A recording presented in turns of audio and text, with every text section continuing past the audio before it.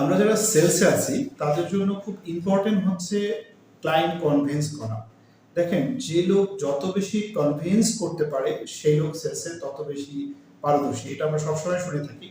এখন কথা হচ্ছে আপনি কিভাবে একজন মানুষকে কনভিন্স করবেন, কোন কোন বিষয়ে ধ্যান রাখলে আপনি সহজে একটা ক্লায়েন্টকে আপনি কনভিন্স করতে পারবেন। কনভিন্স অর্থাৎ আপনাকে বিশ্বাস করা, আপনাকে পছন্দ করা।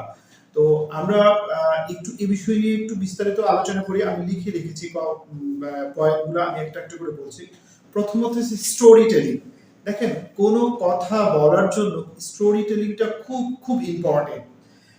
তো স্টোরি টেলিংটা আমি একটু বর্ণনা দিয়ে বুঝিয়ে দেই। ধরেন, আপনাকে যদি বলা হয় যে 1971 সালে ইলন মাস্কের জন্মগ্রহণ করছে, তাহলে আপনি কিন্তু ভুলে যাবেন। কিন্তু আপনাকে যদি বলা হয় যে বছরে বাংলাদেশ স্বাধীন হয়েছে 1971 সাল, সে বছরে ইলন মাস্কের জন্ম হয়েছে, তাহলে আপনার জন্য মনে রাখা সবচেয়ে বেশি সহজ।